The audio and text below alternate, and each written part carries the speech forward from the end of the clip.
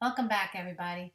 If you've been following along with my videos, I think you're seeing a pattern here. I'm trying to follow some sort of sequence or pattern so that you can get as much information as possible. The first videos I did were based on color because I think color is the foundation of every good design. That is the most important thing that you can get right or wrong. So I wanted to start with that. The second thing, videos I've done were with kitchens, and I did a tremendous amount with kitchens. I did not only the kitchen cabinets, I also did appliances, under lighting cabinet, countertops, backsplashes, I think knobs as well. So I hit quite a bit with the kitchen cabinets. Now I'm doing particulars in the space, which is like the floors, wallpaper, patterns that you could put in a space. Now I'm going to be doing ceiling. Eventually, I'm going to do styles and trends, and there's so much to talk about with design. I could probably do one every week for like years to come and not touch on the same subject.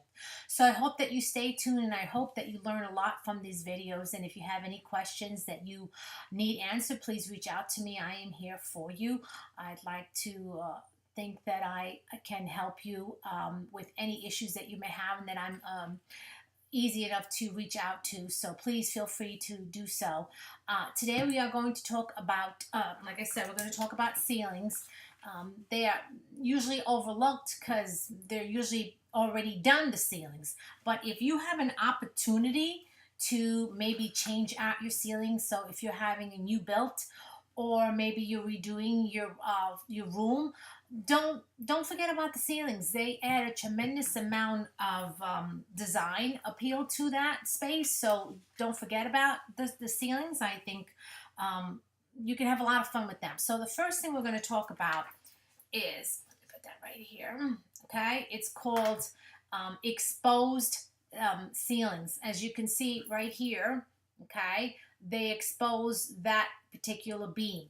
Now, sometimes they'll expose the whole ceiling itself. You can see that they put sheetrocks on this one, but sometimes they leave the whole beam like exposed. Obviously, you gotta have sheetrock and insulation there, but they add more beams to it, so it looks really kind of cool. So just rather than having that one beam nail, they'll have a whole bunch of them, and it does add a lot of element. Exposed beams give it a more rustic vibe to an otherwise contemporary feel to the room. As you can see, I love mixing styles in one room because I think it just gives it a really nice eclectic look. So this is one particular style. Okay, the next one I want to talk about is,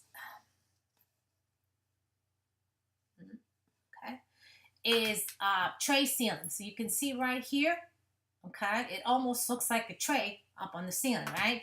That's why they call it. It's a cutout design. It's usually midway in the ceiling. Part of the ceiling is cut out. I could definitely add different definition. In this particular one, you saw that they actually put a chandelier as well as high hats here. Sometimes they will put lighting along right in here, or along the edges there. They have these ropes that they put around, so the illumination is really quite nice.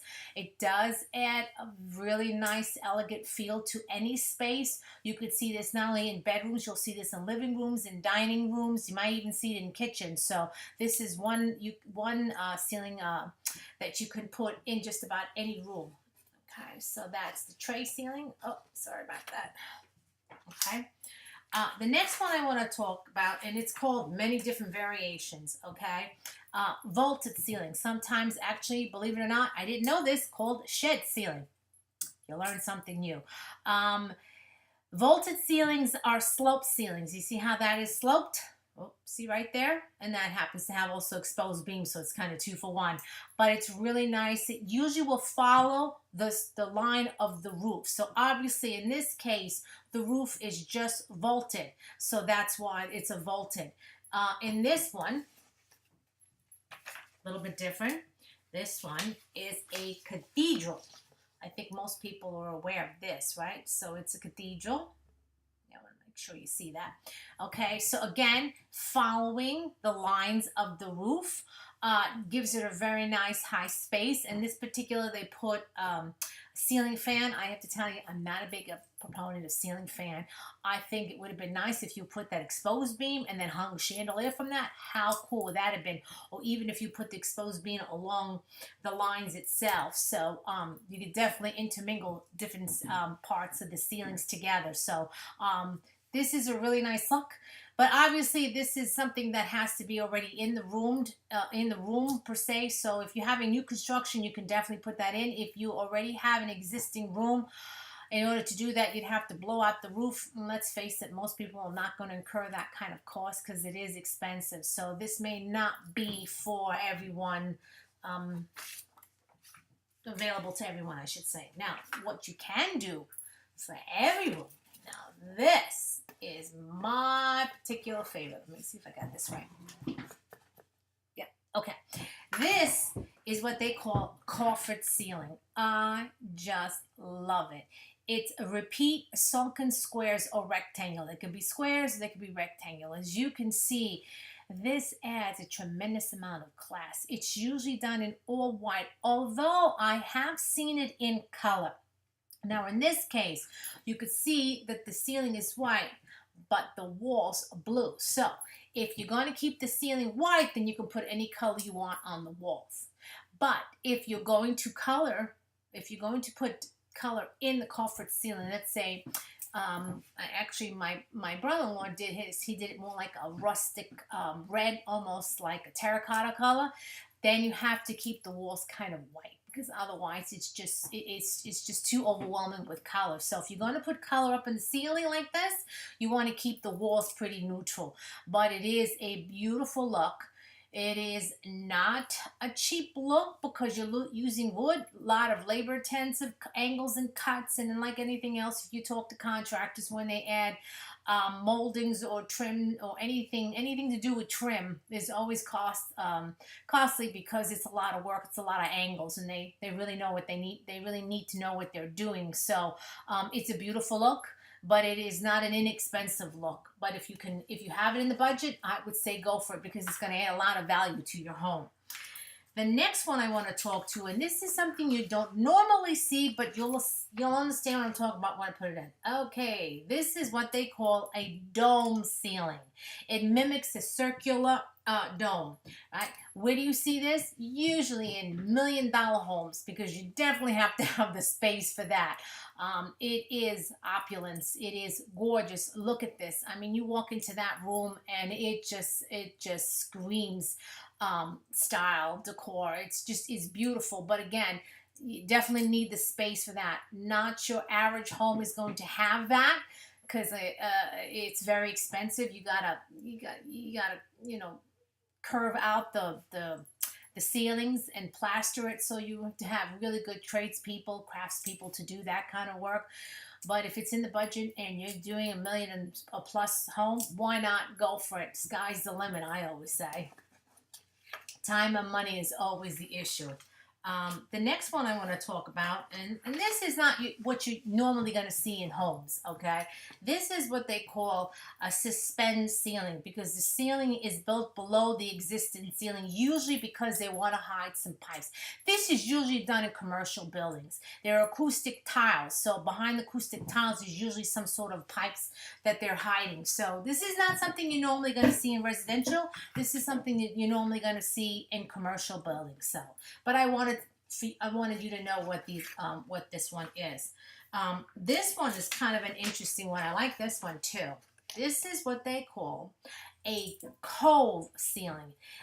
It elevates and then it gradually meets with the flat top. So again, probably following the lines of the roof, except instead of having it come to a point, it's coming to a flat. So it's an unusual look.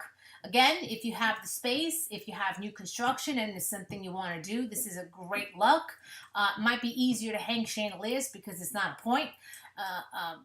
But it's a different look, but it's a nice look. So if you are doing, like I said, new construction, you can probably put it in. If you already have an existing room, I'm not so sure this is something you can do unless you're blowing out the roof, which again is costly, so it's not something you may want to do.